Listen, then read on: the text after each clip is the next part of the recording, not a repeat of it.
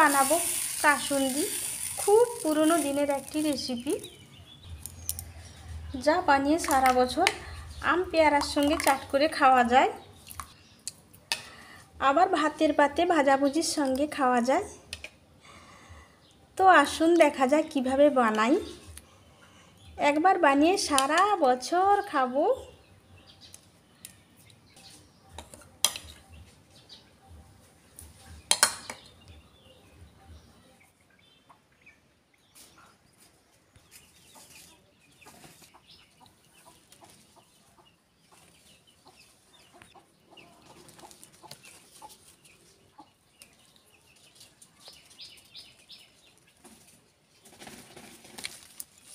আমটা ছাড়িয়ে কেটে নেব।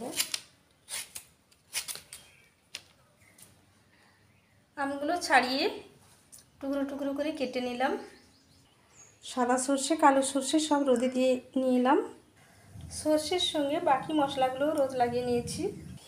এবার একটা কড়াই জল ফুটিয়ে ভালো করে, যতটা জল দিয়েছিলাম তার অর্ধেক পর্যন্ত হওয়া পর্যন্ত ফুটিয়ে নামিয়ে রেখে দেব। এবার জল ঢেলে রেখে আবারও কড়া গরম করে তেজপাতা, গোলমরিচ, শুকনো লঙ্কা 2 মিনিট ভেজে নেব।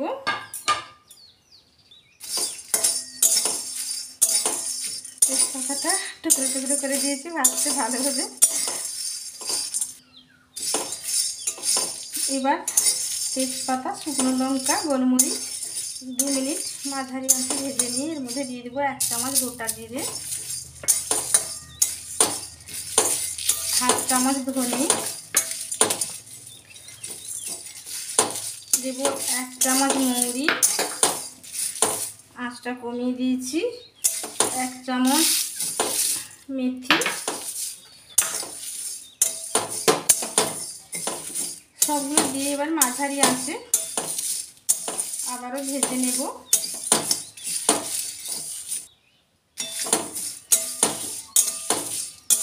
এবার সব মশলা মাঝারি আঁচে 1 মিনিট ভেজে নিয়ে আবারও এর মধ্যে দেব 1 চামচ জোয়ান। জোয়ানটা দিয়ে সামান্য একটু ভেজে নেব। এবারে জোয়ানটা দিয়ে একটু নেড়ে চেড়ে এবারে আঁচ বন্ধ করে দেব। আঁচ বন্ধ করে একটা আলাদা থালায় ঢেলে ঠান্ডা করে নেব। এবার মশলাগুলো ঠান্ডা করে মিক্সির জারের মধ্যে নিয়ে নেব।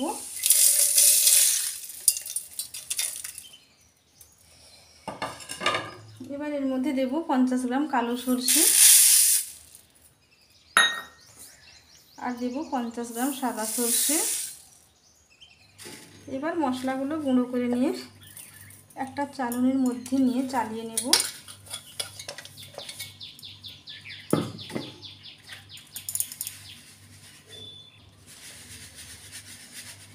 এবারে চালানোর পরে যে দানা দানা ভাবটা আছে সেটা আরেকবার গুঁড়ো করে নেব।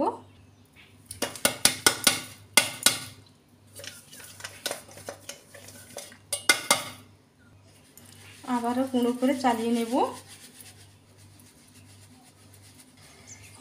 সামান্য একটু খোয়া আছে, এটা দেবো না, রোদে দিয়েছিলাম সেজন্য খুব ভালোভাবে মিহি হয়ে গুঁড়ো হয়ে গেছে। সামান্য একটু খোয়া বেরিয়েছে।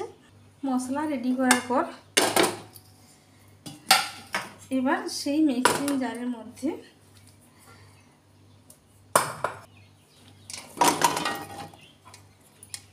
দেবো কেটে রাখা আম, পাতলা পাতলা করে 1 টুকরো আদা কেটে দিয়ে দিলাম, আর দেবো 3টি কাঁচা লঙ্কা। এবার যে প্রথমে গরম জলটা করে রেখেছিলাম সেটাও একটুখানি দিয়ে দেব, দিয়ে পেস্ট করে নেব। এবার একটা শুকনো বলে নেব পেস্ট করা আম,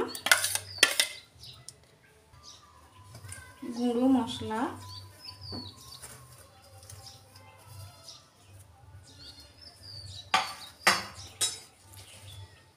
দেব 1 চামচ হলুদ গুঁড়ো, 1 চামচ বিট নুন,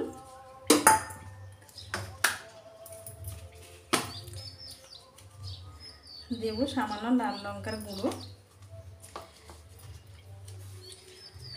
স্বাদ মতো নুন দেব, আর দেব 2 চামচ চিনি।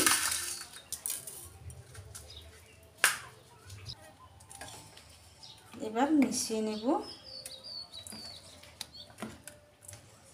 মিশাতে থাকবো অল্প অল্প। গরম জলটা দেব। গরম জলটা এখন হালকা গরম আছে।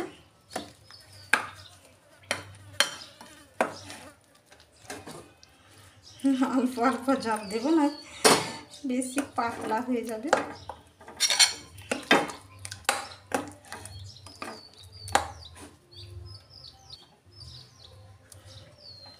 আর একটু জল দেব।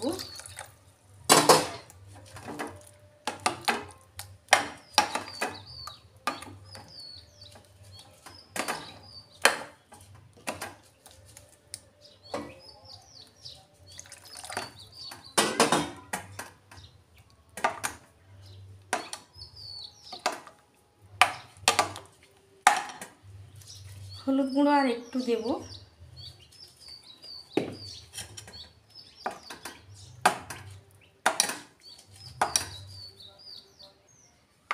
আমি ঠিক এইভাবে করলাম, বেশি পাতলাও নয় বেশি ঘনও নয়। এবার এর মধ্যে 2 চামচ ভিনিগার দেব।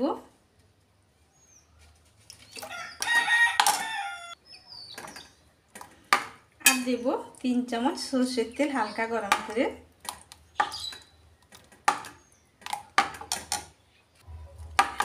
ভিনিগার দিলে এতে অনেক দিন ভালো থাকবে, খেতেও অনেক টেস্টি হবে। এবার তেল দিয়ে ভালো করে মিশিয়ে নিতে হবে। ভালো করে মিশিয়ে নিয়েছি, তেল কিন্তু কোথাও আলাদা ভেসে নেই। রেডি হয়ে গেল আমার কাসুন্দি। এবার ঠান্ডা করে একটা বলে ভরে নেব। আমি কিভাবে কাসুন্দি বানালাম আপনাদের সঙ্গে শেয়ার করলাম। আপনারা অবশ্যই বানান, সারা বছর মজা করে খান। কেমন লাগলো আমাকে কমেন্ট করে জানান। আজ এই পর্যন্ত, আবার দেখা হবে অন্য কোনো দিন অন্য কোনো ভিডিওতে।